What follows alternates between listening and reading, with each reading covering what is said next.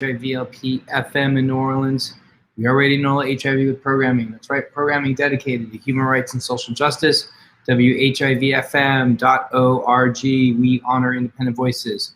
We are not a radio station with a mission. No, we are a mission with a radio station, and that is to end all wars. Welcome to COVID Noise Filter, the daily hour-long show.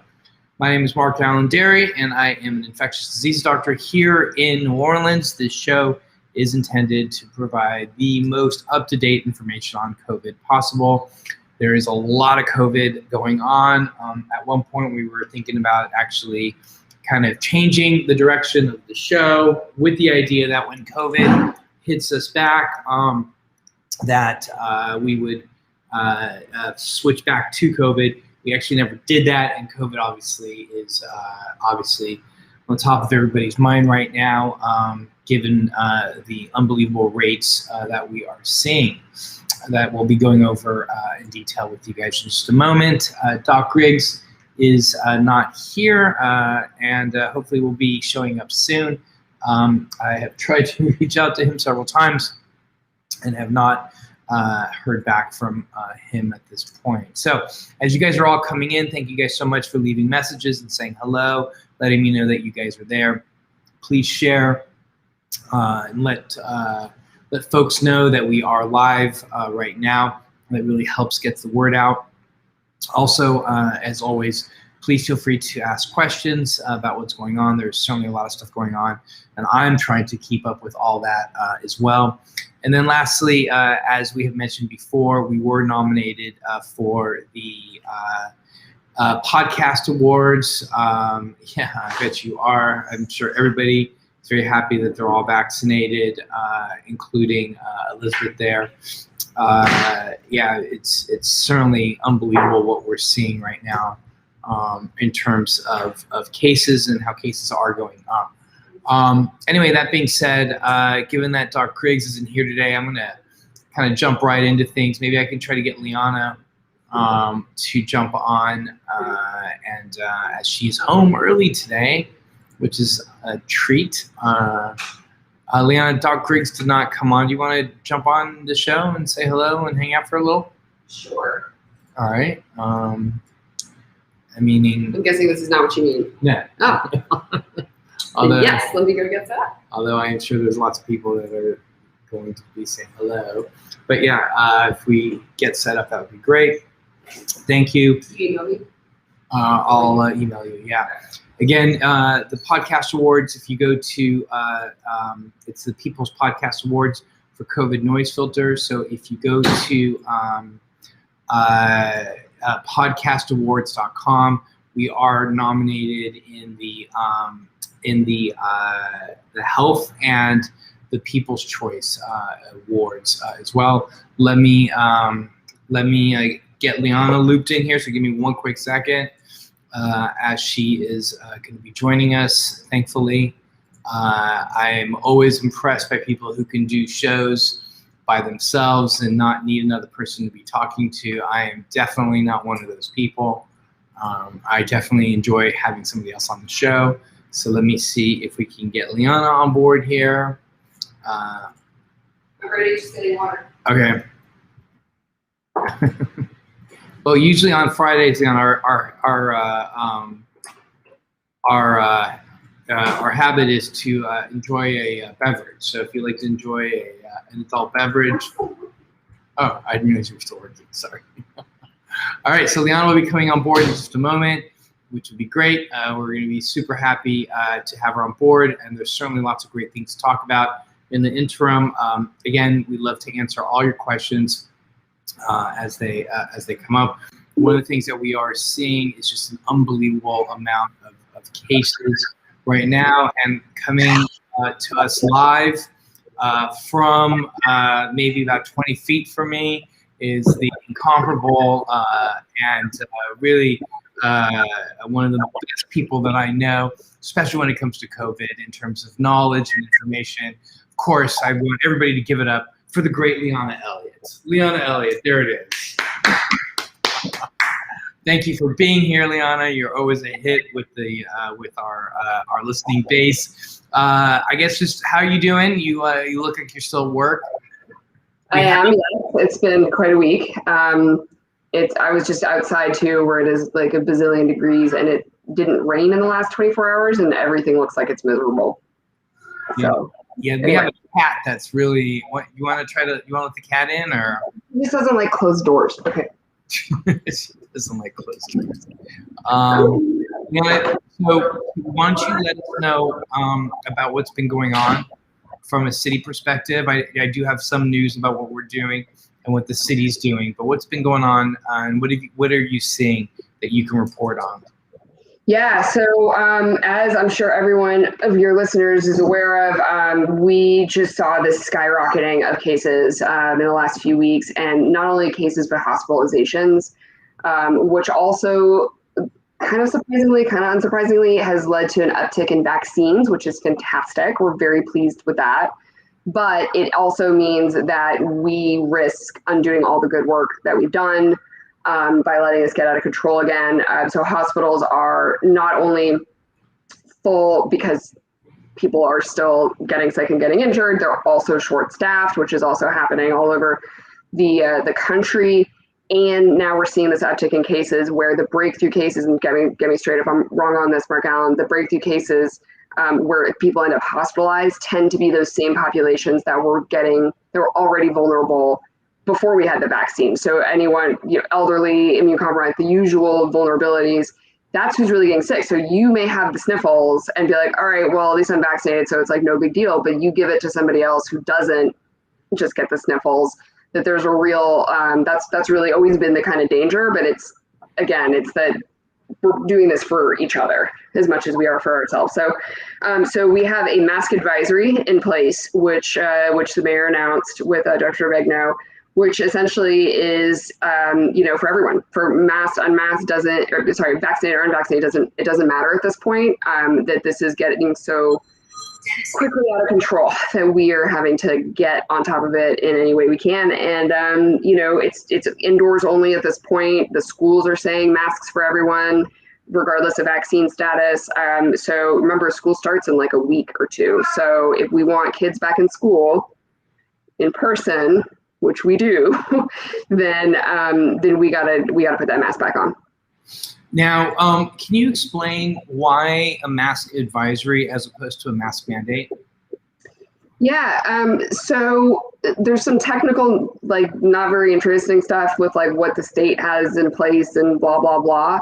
But honestly, we are doing so much better. We, the city of New Orleans, are doing so much better in terms of our vaccine rates and generally the cases from all the areas around us. And it's the frustrating thing is that it's not us, right? It's everybody else coming in from these very low vaccinated areas that is bringing this in with us. So it's not even really that we only have to do this because everybody else is coming in with it, right? And if they were all vaccinated and cases weren't spiking everywhere because of all this, then we wouldn't have to do it. So it's mostly okay, well, I guess we have to put this in place.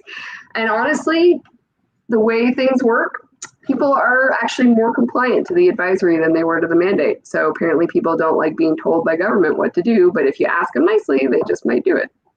So are you seeing evidence of greater masking? And do you have a way of measuring that?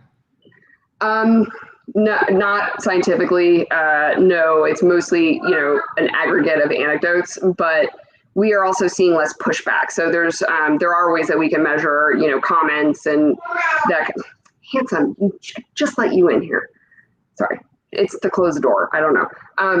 So we do measure the sentiment, right? We keep a close finger on the pulse and people saying this is outrageous or thank you for doing this. And so we're definitely getting a lot more positive feedback. And we're also seeing a lot less calls to the police for people getting violent, for, being when they're asked to put their mask on. There's just a general kind of okay, I guess this is what we're doing at this point.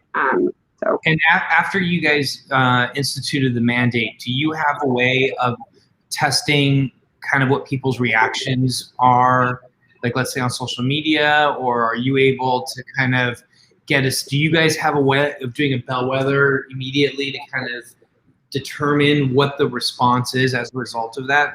Yeah. So we have a whole social media like division of our comms department, which is very cool. We're the first administration to have that, which is also somewhat baffling. But they are closely monitoring the stories and the chats and the comments and the tweets and I don't know, all the things and the talks and the tweet things. So then we also have another tool that it's called Zen City, and it does sentiment analysis on public forums. So everything from the NOLA.com article that gets posted and the way that the terms that are being used, the way that things are framed, there's an algorithm that picks up on this is a positive story or this is a negative story. That's as deep as it goes, right? Neutral, positive, negative. And it does that for any of the public comments too. So if you comment on that NOLA.com article, it will also pick up, hey, if this was a really negative article, but you're getting a lot of really positive supportive comments underneath it, that's really interesting for us. That's a different kind of like feedback than if we had just read the article or just read the comments. And it does this on, if your tweets are public, we'll pick up things get retweeted a bunch of times. It'll pick up on anything that's already listed as public. And we don't see any of who it is. We just see the sentiment. The aggregate. The aggregate, right? So which has been really fascinating. We actually procured this tool specifically for COVID to monitor for misinformation, and that's been really helpful for us to do too. And it's been helpful for us to get that exact what you're saying. Where are people at this, right? If we, the bars opening, bars closing, right? We thought people would be all mad about it, and they're all like, "Oh my God, thank you, this is great." And the very vocal opponents are just actually much smaller, and that. When that tracks what we're seeing in real life, we have some confidence that that's an mostly accurate representation of where people are at least. So what was the feedback you got for the? Yeah, I know. It's a closed door, Handsome. I don't know what you want me to do. Hey, Bella. Yes. Handsome does have some, because she doesn't know where to go. She comes over to Liana. And then Liana's busy. She comes over to me, and I'm busy, and Liana and I are just talking to each other. Liana, what was the sentiment feedback from the advisory? So I haven't looked at it yet today. It usually takes a day or two to really get enough data points to be meaningful. But it's been a lot less of a thing. I can at least say that than the previous mandates or restrictions. And honestly, from what we were told on a lot of our meetings with stakeholders and stuff, is that people were expecting more and almost asking for more. And we didn't see a need to put in occupancy restrictions at this time, but we want to have some, we want to have somewhere to go if this doesn't get, The cat's gonna cat, Liana. Cat's gonna cat, what are you gonna do? And then she starts hitting me in the face with her tail. Now's the time that you wear a cat mustache too, cattail mustache. There it is. So why didn't you do? Why were restrictions not placed in that case? Is that something that you could talk about, or or something along? Because I do believe that we should have occupancy restrictions. As you know, I played. Some music in a venue that I was told was going to be mostly outdoors. It ended up being indoors. I literally played my 15 minutes and I was gone. I was the only one wearing a mask. 600 people there. Now, of course, that was at the beginning of the uptick, but now we are deep in this uptick, and who knows how high it's going to go. I suspect it's going to go pretty high. I suspect that it's going to probably even match or even exceed what we saw during the winter. So-called was it the third peak? Yeah, it was the fourth peak. So why are we not doing some of the measures that we saw that were clearly effective before? Well, there's a lot of reasons. I mean, we're in a different universe than we were back then. We didn't have vaccines. We didn't have a variance lab to monitor them, right? We didn't have the stimulus funding. There's something that like everyone's trying to recover right now. And to the extent that we can keep people rolling and not restricting when they're really trying to get back on their feet, that just has to be balanced with what we can do safely. So right now we know masks work. We know vaccines work. The two of them together should be enough. And we won't have to put any pain or pressure on our small businesses. So that's compounded with there's been delays in the restaurant revitalization fund has been getting left all tied up in litigation. So payments are being delayed. So like really the last thing and the last nail in the coffin for a lot of these restaurants would be if we had to go back to the reduced capacity. And that's always been the balance that we've been trying to play. We are listening to the people that are most impacted by both sides of this, to the nurses, the hospitals, public health officials, and to the people that are employing our folks that eviction moratorium is expiring, right? Unemployment is going away. So that's government, right? That's what we have to do, is try to do what's best for as many people as possible. And whenever this does get worse, we need to have somewhere to go to next, right? So let's start with the smallest thing, and then if we need to, we'll go there, but we're not there yet. So can you also then explain why there has been a delay and explain the cause of the litigation for what's happening with the restaurants? On both on WHIV and also on NoiseFilter, we also like to point out issues of equity or unfairness or inequity whenever possible. And I think that this is a great story that's unique to American. So part of the Restaurant Revitalization Fund stimulus money that was in the ARP, the American Rescue Plan, which came out under the Biden administration, included an early application period where it was a window of time that was exclusively available to disadvantaged business enterprises. So these are restaurants owned by women, people of color, et cetera, right?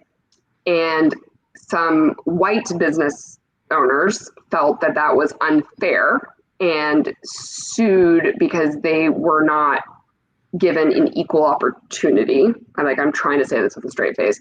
And so they actually got the judge to put an injunction on the payments from the Small Business Administration to recipients. So people have been approved for their loan, for their payments, but they're being held up. So there was a point where the SBA wasn't sure if it was all restaurant revitalization or only the ones that are like narrowly within criteria in the lawsuit and whatever.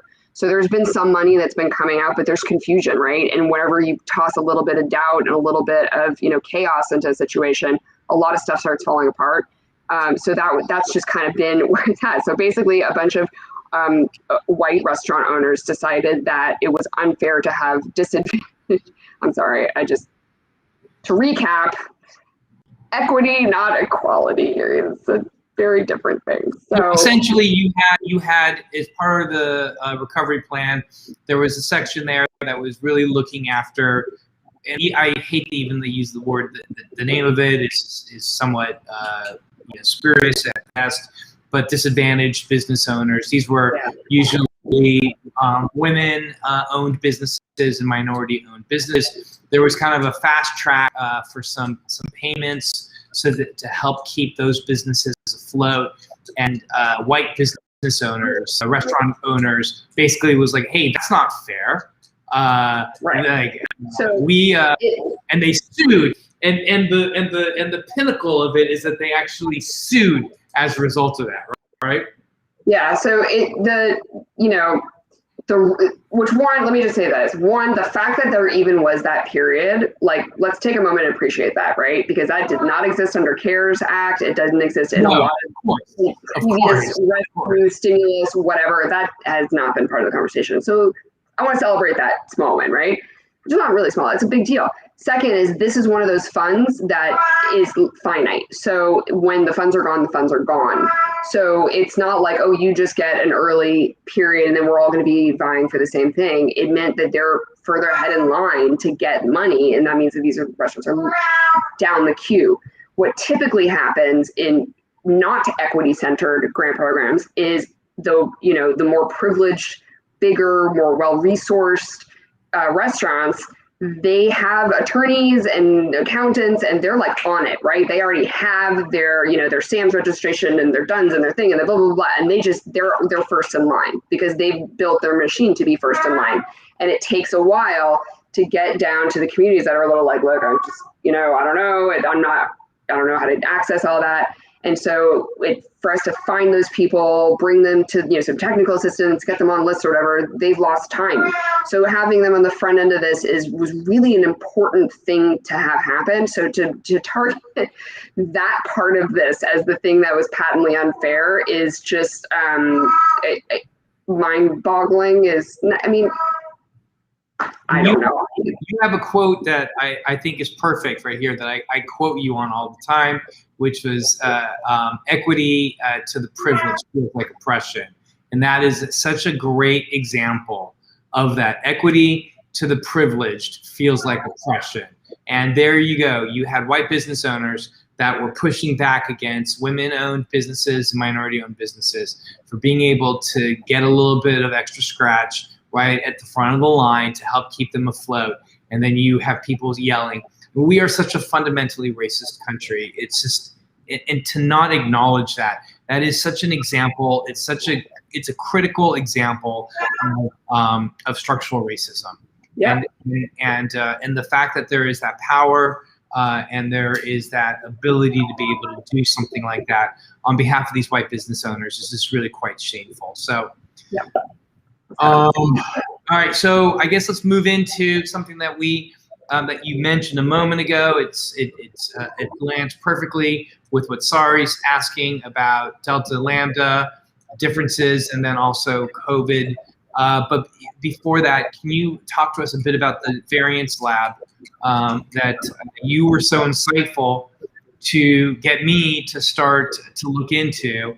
So one day I asked Liana, I'm like, how can I be useful? She's like, go start a variance lab. I'm like, okay. So we did, and now there is a NOLA variance lab. Can you explain and talk to us a bit about what that's been like and what the data has been showing as a result of your brilliant idea of starting a variance lab here in New Orleans? So Mayor tasked me with what we call the Stimulus Command Task Force, which is essentially looking at the rest of that $1.9 trillion bill in the American Rescue Plan. That's not the city's direct allocation because there's so many more other opportunities out there. We wanted to make sure that we bring as many of those dollars to New Orleans, get them on the ground in our people's hands as fast as possible, right?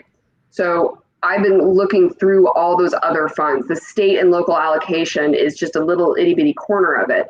So when I was looking through all these, I saw that there's a specific line for variance labs. And I was like, well, yeah, we should definitely have one of those because I'm thinking it's jobs of the future. It's investing in growth sectors. It's helping us better manage the pandemic, like check, check, check, win, win, win. So so I'm thinking like, yeah, how do we get this started? And here he comes along like, what do I do? And I'm like, dude, do a variance lab. Like, what's wrong with you? So so now we every dollar that's in the stimulus bill comes down the line differently, right? Because nothing is easy ever. So these specific dollars went only to these labs that had been previously identified and like registered through HHS. We had one of those in Louisiana. These grants were specifically to expand their capacity. So they went to the state. We told LSU, the Bioinnovation Center, right, like Auctioner, like, hey, you guys should go ask for that money to get your sequencing, to pool your resources and get the sequencing lab off the ground. And so they did. And, the state was like, oh, great.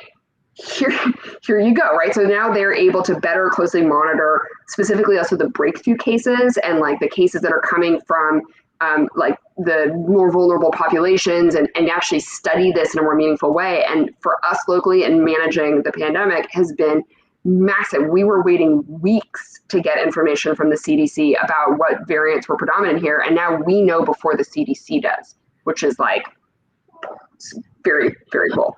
So there it is. That's what's going on. You're welcome. I'm gonna take my victory lab. Woo! But yeah, it was. We still have to get this dashboard piece in place so that you can see it. But to answer also the question, like it is we can see what it is. It's like opening the book and just reading what's in it, right? So it's my very crude approximation of it. So we can say, or this was, wild type, this is alpha, this is delta, this is whatever it is. And, it helps us also track if we do see a lambda, that's a whole, that kicks off a whole process. That's a thing. So, I mean, it's more than 80% circulating right now in Louisiana is a delta. Delta. What? Delta is more than 80%. Oh, I'm sorry. What did I say? Lambda, that's okay. Oh, yeah, no, that would be terrifying. No, Delta is already, yeah. And Handsome's very vocal. Handsome, do you support my plan? Do you want to let her out? I'll see if she's quiet over here. Maybe she'll go outside. I think that's amazing. It would be great to have a public-facing element to it, Liana. And I know that that's just a matter of me reaching out to my colleagues to see what's happening with it.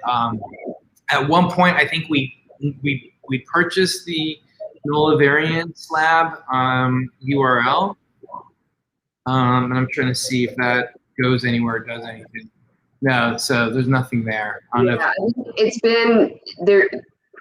It's all been complicated, right? So, but it's coming, and like that's the most important part. But we're not waiting for that, right? We have to be data driven. If we have a way to know the data and use the data, we're going to use the data. And so that's what we've been working close. I mean, Ochsner has been an amazing partner with us this whole time, as well as LSU. And not just the variants lab, but through a lot of the response. So our working partnerships have already been established. We have data sharing agreements in place because we went through this already now 2 other times, one for testing results and one for vaccines. We needed to know what the state had, the information the state had, because they are the aggregator of that data. Every single clinic where you get a test or you get a vaccine or whatever, that information gets centralized at the state level where they figure out, okay, well, you were vaccinated in Orleans Parish, but you live in St. Bernard. Where do you count that, right? That's what the state does, and they sort all that out. And they were also leaning on us and some of our local institutions to help them with that because there's so much data processing. So it's really like it's been, deja vu all over again, frankly. But we've also been here before, right? Like this is now like it's very sadly not new. So we're much more we're able to look at like the vaccine rate and case rates within the same census tract. So we have very low rates and very high cases. That also helps us go and sort of show people like, look, you are at higher risk of getting sick. Take the vaccine. So anyway. Yes, take the vaccine. It'll be great when we start to see that information. And just to answer that question, are there new COVID-19 tests? No, it's not necessary. It's, imagine the virus is like a car. And let's say you have a Honda and I don't even know what a Honda is. I love watching you try to name cars. This is hilarious. Anyone? A Ford and Chevy, maybe? I don't know. A Toyota and a Honda? You want to go Mitsubishi and a Tesla? What's the type of Honda that there is? A Honda, like what's the example of a Honda? Accord. Accord, okay. So let's say you have a Honda Accord, okay? But let's say it's a Honda Accord, but let's say you paint it, you add new mirrors, you put new tires and rims and stuff and bumpers, and you basically, but inside, the guts of it are still a Honda Accord. So that is essentially what they're doing that's why the PCR test, even though the virus is slightly different, we give it a new name, the PCR is still testing for the fundamental guts that make it, in this case, a coronavirus, but in the analogy, that still make it a Honda Accord. So that analogy works, right? You're the infectious disease doctor. I don't know. Sure. All right. Well, but the idea is that what we've been offering before, we can continue to offer, which is great. Yeah, absolutely. Okay. Well, I have a question about breakthrough cases and vaccines because I know that we are seeing so many breakthrough cases. I know I've personally been exposed to a breakthrough case where, and I just found out about another one, that seems to be really common. And the question that people have been asking me is being exposed to a breakthrough case more dangerous than being exposed to a regular COVID in an unvaccinated person? So it's such a good question. So the answer to that is being exposed to a breakthrough case is significantly less problematic than being exposed to somebody who has COVID but was never vaccinated. And the reason why is that if you're a breakthrough case, and by breakthrough, what that essentially means is that you were vaccinated for COVID and specifically for the mRNA vaccine. So let's be very clear here, because we don't really know how well the Johnson & Johnson, but we suspect that it does not perform well against Delta. So when it comes to mRNA vaccine, so you got both doses of the mRNA vaccine. So for somebody who got 2 doses of an mRNA vaccine and they end up with a breakthrough case, so they assume that this 2 weeks after their second dose, they are not going to be carrying around as much virus. So the likelihood of you getting infected, it's still there, but it's significantly less. Remember, the Delta COVID virus is able to generate 1,000 times more virus than the strain that emerged, the wild type strain that emerged out of Wuhan. So it's very important for us to recognize that being vaccinated is important in so many different ways. And one of them is that there's a decreased likelihood of transmission should you get the virus. Now, that does lead us to, should we continue to mask? Yeah, absolutely. Everywhere I'm going is masked. I just got a text right now at band practice after we're done here, and they were like, should we be playing outside because they know that I'm not going to be indoors with them? Answer is absolutely yes. We're going to be rehearsing outdoors, and we're all going to be masked because this is such an incredibly infectious virus, which leads us to Elizabeth's question. Liana, maybe you can tackle this. I'm just so worried about being able to make ends meet without unemployment. I have no work coming in. I'm still dealing with a long haul that keeps me from working regular jobs. Liana, any thoughts there? No, I mean, I wish that I could tell you some good news about some big resource coming down the line. Right now, we don't really have a ton of options, but I do know that we have a lot of resources through Job One that if there are a better fits for what you're able to handle for now, like that may be an opportunity to do that, at least temporarily until things pick back up again. But also that we're getting another round of rental assistance. So we blew through the what we already had, which I should know that number off the top of my head. It was 14 million or something. We should be getting another 20 million because we're spending the money, and other parishes can't figure out how to get this stuff out the door. So we're able to kind of pick up those dollars. So there's some safety net that still exists. It's not as robust, it's not as fast as we would like, but it is literally as fast as the bureaucracy allows. So my heart goes out to you, Elizabeth. I wish I could do something for you. Personally, like immediately right now, wave my magic wand, but I don't have any immediate answer right now, other than however people need to pivot to do what they need to do. Like we've got a solution for you, that we've got a way to help you. So Rachel asked a great question, and let me just jump right to it, because I did get this question this morning, several times today, actually. My immunocompromised parents got Johnson & Johnson, are so worried about breakthrough cases. We've read that people can get an additional shot or booster of Pfizer or Moderna. Any insight? Can they get an appointment for a second shot? My dad is required to travel. For work. This. It says for work. Great. So the answer is I would recommend probably topping off with at least 1 dose of a Moderna or Pfizer vaccine for the 5% of the population that got Johnson & Johnson. Remember, only 5% of the American population got Johnson & Johnson, and for those people, I think 1 dose of a mRNA vaccine is probably a prudent thing to do. I actually made some appointments today for some of my friends to come into our clinic next week to get some of the mRNA vaccines, because I think that the Johnson & Johnson just probably isn't going to be offering the best protection that we're seeing with some of these mRNA vaccines. So there was one more thing I wanted to ask, Liana. We talked about mRNA, or we talked about variants.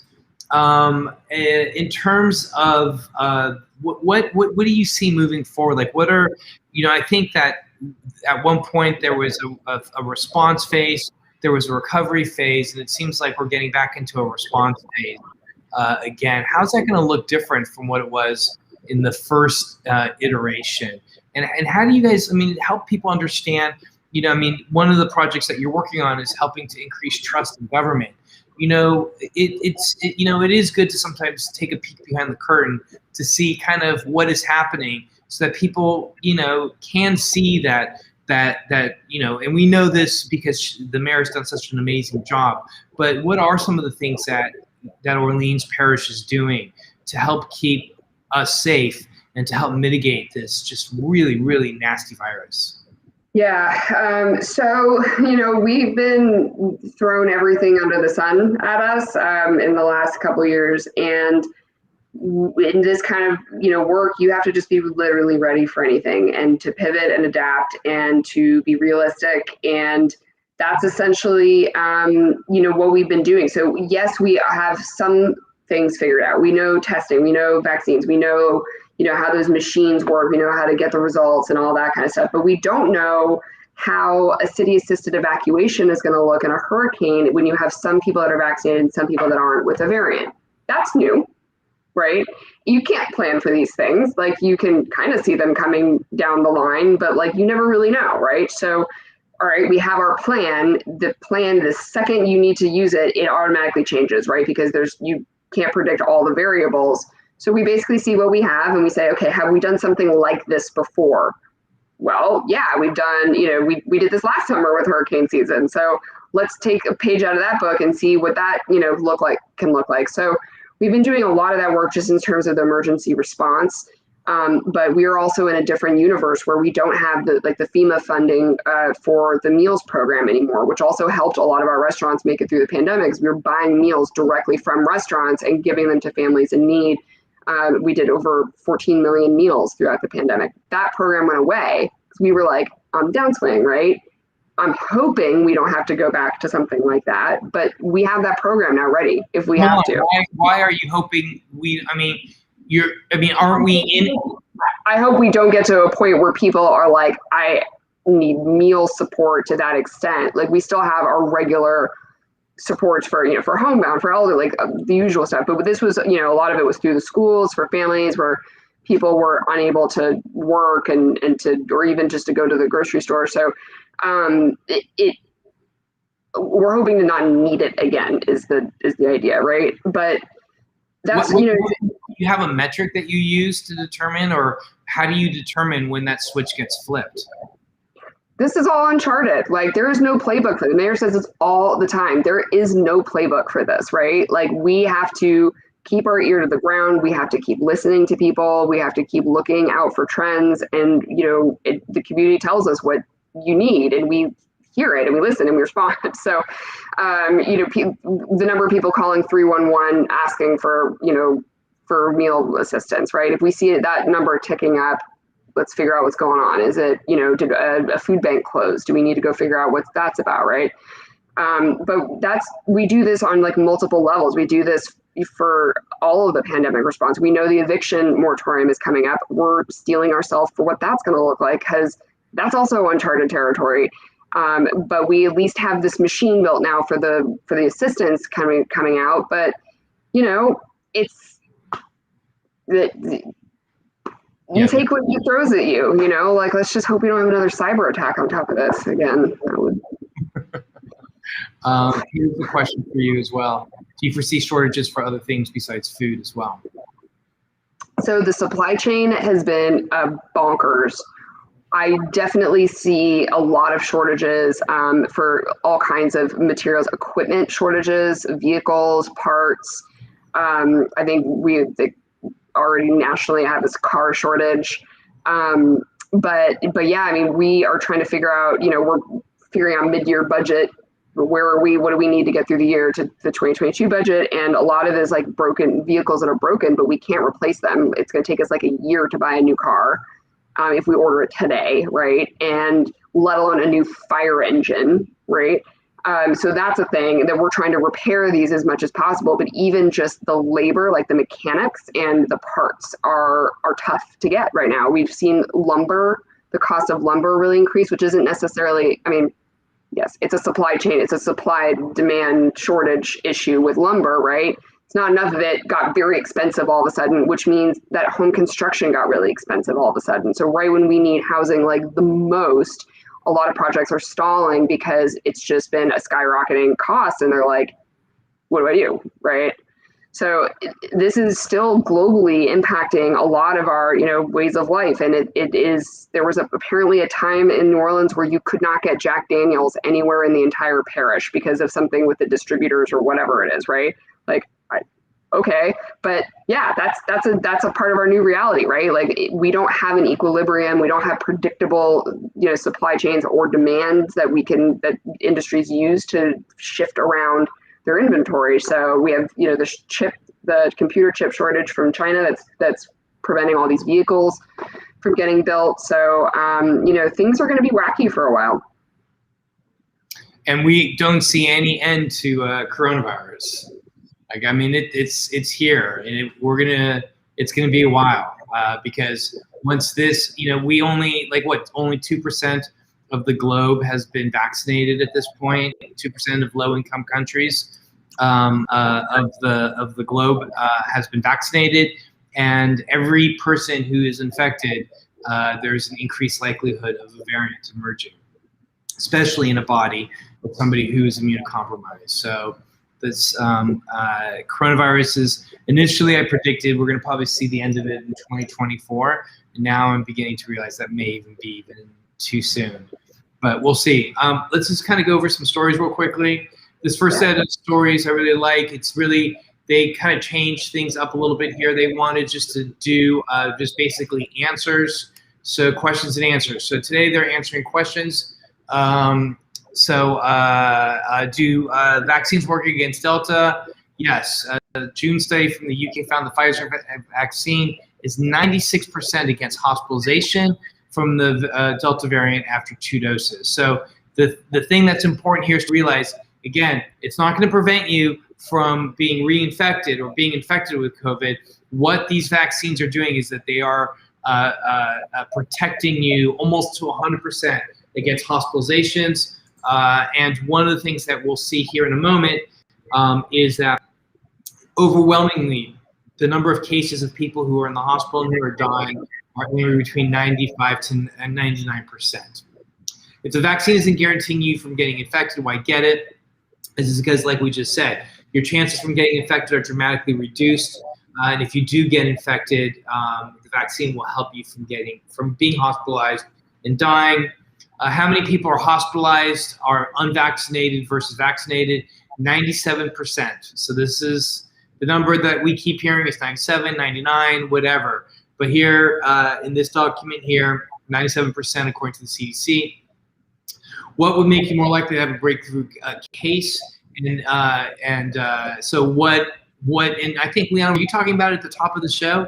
Or was it you and I that were just talking about it, about what's more likely to make it such that you would have a breakthrough case? And it's immunosuppression more than anything else. And in fact, if you've been vaccinated, the 3 main factors are age, obesity, and immunosuppression.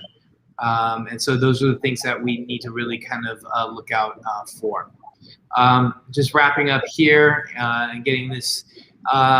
How many cases of breakthrough has there been? There's no exact number. Of course, we can't count asymptomatic breakthrough cases because people aren't getting tested. However, the CDC measures the effectiveness of the vaccine the same way they do with flu shots. Most people who get the flu are never tested or reported. So surveillance is done through extrapolation. So they basically build these models, and then they test these models, and that's how we're able to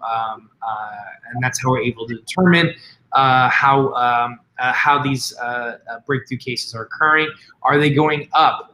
Because most people got vaccinated, math says that even with a 95% efficacy rate, 1 in 20 vaccinees are who are exposed will get the disease. With the Delta spreading 2 to 3 times faster than the wild type, there'll be more cases. And is Delta causing more infections? It's not known, but you can spread the coronavirus if you get the breakthrough infection. It's theory vaccinated have less virus, so you're less likely to transmit. So this is what we were talking about earlier, and that was purely speculative on my part. but it's nice to see that that there's some agreement there. So flipping back to our audience here, since it achieves such a high efficacy rate, will mRNA become the template development for upcoming influenza vaccines? I 100% agree with that. That will most definitely be the case. So Liana, New Orleans made the national news, as it does on a regular basis. Here, after cases nearly tripled in the U.S. over the last 2 weeks, New Orleans has become one of the cities that has gone back to strongly recommending mask wearing indoors, and they're hoping to avoid shutdowns that devastate tourism economies. Hospitalizations in New Orleans for COVID are up more than 600 since June 19th. Liana, think about that. What is that is pretty impressive, huh? In 3 weeks, we saw our locally our hospitalizations go up 9-fold. Yeah, it's unbelievable. I was, I'm going to be starting to round in the hospitals again now, and today I saw the list of people that were in the hospitals at West Jeff, and the numbers are going up. They were actually talking about an individual who was fully vaccinated and still got sick without any knowable risk factors. So yeah, we've also been hearing too that what they're seeing in the hospitals are people that are younger and sicker that are unvaccinated. So this isn't, a 70, 80-year-old with emphysema. These are perfectly healthy 25-year-olds that don't come out. Right, absolutely. So wrapping up here, Tunisia isn't playing any games. The country's president has ordered the military to take over management of the national pandemic response. We're fighting one of Africa's worst outbreaks. The health minister was fired over his surprise decision to open vaccination centers to all adults for the first time this week during the Muslim holiday, causing confusion and chaos. Reports of breakthrough cases of COVID in people who've been fully vaccinated are increasing. It's a small number compared to overall cases, but it's enough that's creating communication problems for the White House that has not helped when it was leaked, then later confirmed that a vaccinated White House aide recently tested positive. The White House press secretary also acknowledged this isn't the first breakthrough case at the White House, though she's not saying how many there's been. This comes after days that the administration settled on a new message about COVID. It is now a pandemic of the unvaccinated. So yeah, there's just there's so much here. It's quite a weekend to work. An Australian socialite unknowingly spread the Delta variant to at least 60 people in Los Angeles in just one weekend. He was fully vaccinated. I have no idea how many people I infected. It could be hundreds. He says. Now remember, during the pandemic, we talked about how there's some people who could be super spreaders, and that could be it right there. U.S. businesses and municipalities waive vaccine mandates as New York City mayor calls for companies to require shots. So this is something that we're going to probably start hearing a lot about, our vaccine mandates.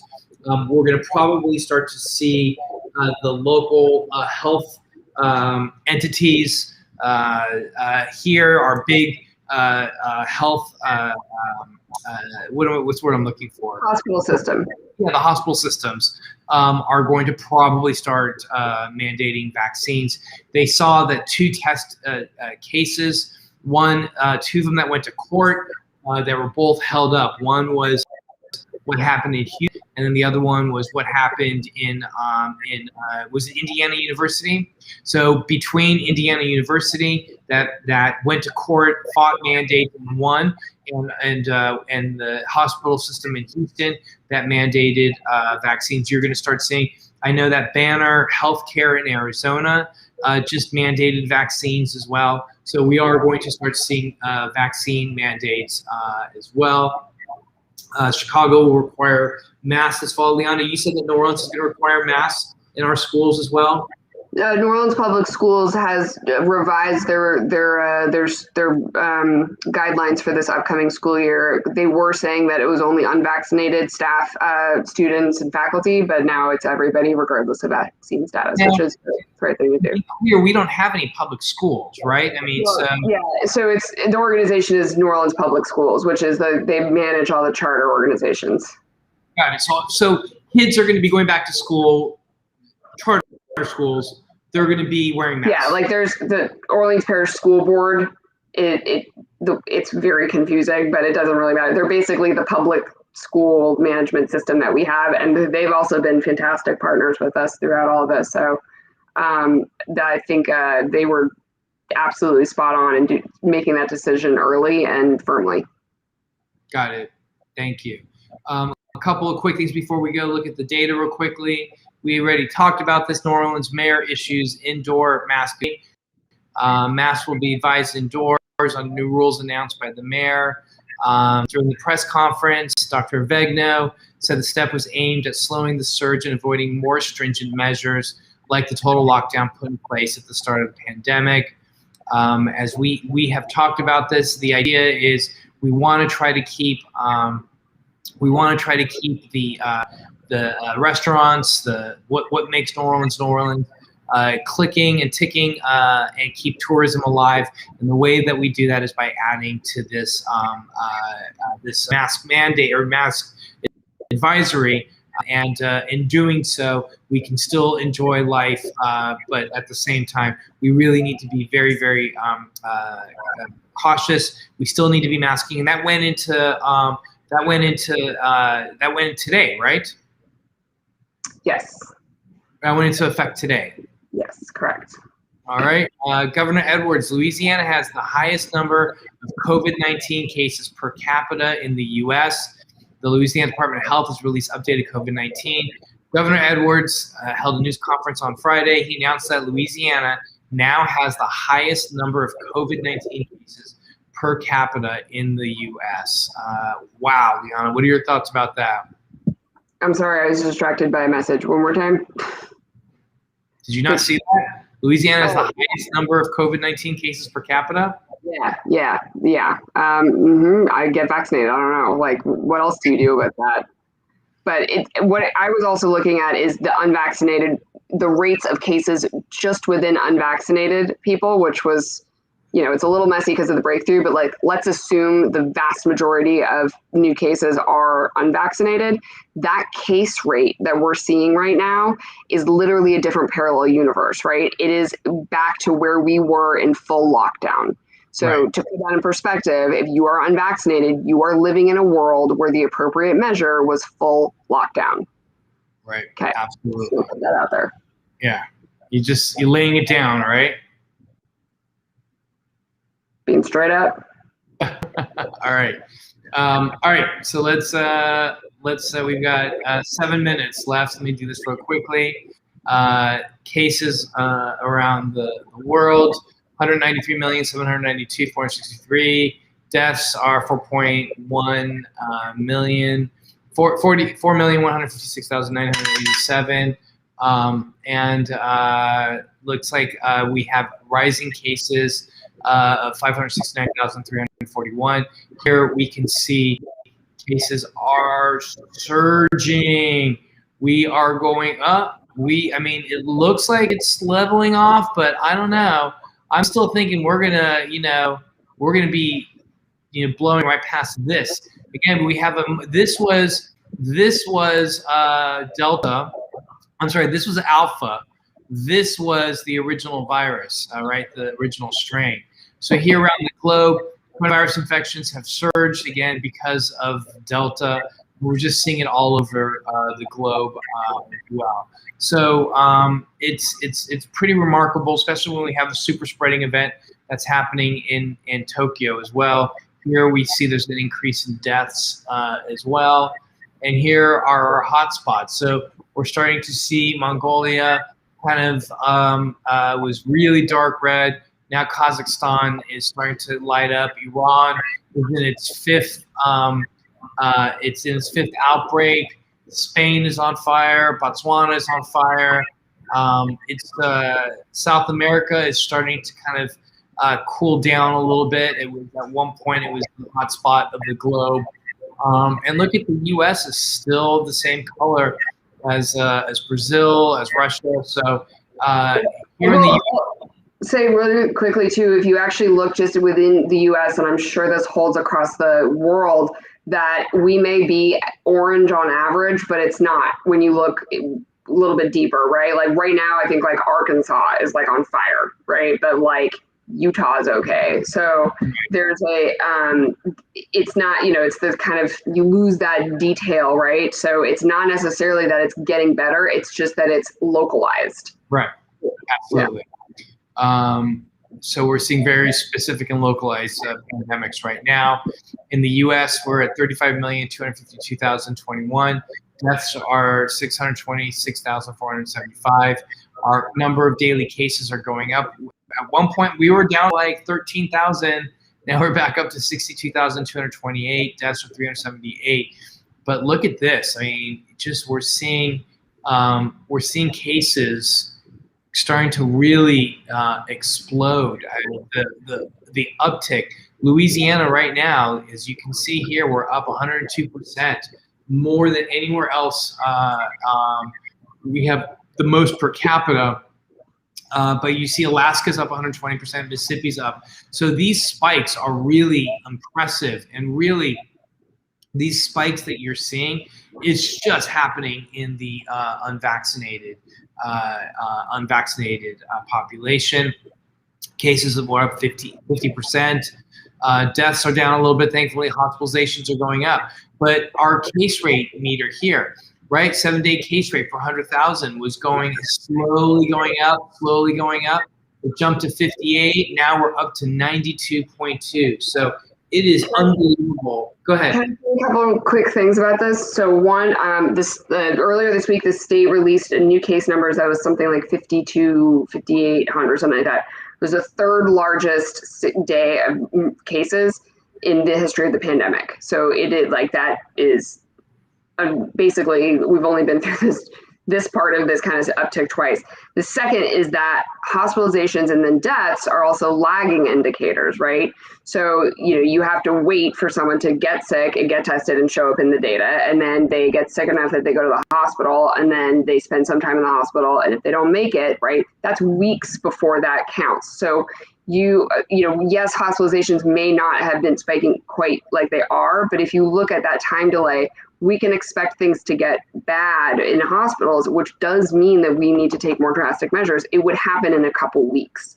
So in terms of just the timing, what to expect, because I feel like a lot of people are asking like what happens next. This is what happens next, right? If we don't get this wave under control, flatten the curve, it's going to overwhelm the system again. And again, that you don't need to answer it, but that bears the question again. Then why are we not doing further mitigative processes if we know what direction this is going? We don't need to relitigate that, but I think your point is well taken. Let me just jump to Louisiana really quickly. We just have a couple minutes. You can see cases are going significantly up here in the U.S. We are starting to see that uptick, 180% change there. Like Liana was saying. I wanted to show you. Look how the Delta virus is taken. It's unbelievable how it just pushed all the other strains out. In Louisiana, like Liana said, we had some of the highest cases ever. Here was the day that Liana was referring to, where we had such a huge peak and spike of cases. You can see that we are going up significantly. And again, as we've mentioned before, this is a epidemic now of the unvaccinated. Our daily new case rates are up to 35.8. Our infection rate is more or less the same at 1.4. Our test positivity rate is disastrous. It's 12.5. We're not testing enough people, and our numbers. We are testing enough people. It's that bad. What's that? We are testing. I mean, the number of tests that we have it's a good, healthy number of tests. That is actually the positivity rate right now. Just a lot of cases. So anyway. Yeah. Also, it was at like 1% 2 weeks ago. Right. They also put us from high to very high. Number of daily new cases is at 39 per 100,000. Our infection rate is at 1.5. Our test positivity rate is 9, and that's even with a highly vaccinated population as well. We have to go. Fedi, if you ask us your question on Monday, that would be great. Liana Elliott, Deputy Chief of Staff for Mayor LaToya can't travel for the city of New Orleans. Maybe you're going to be deputy chief of staff of a governor at some point. I don't know. It's a crazy place. Thank you for appearing on COVID Noise Filter, both here live on Facebook and YouTube and on WHIV. Thank you so much. Thank you guys. Everybody, please be safe. Have a great weekend. Much love to all of you guys. Peace, everybody. Health is a human right.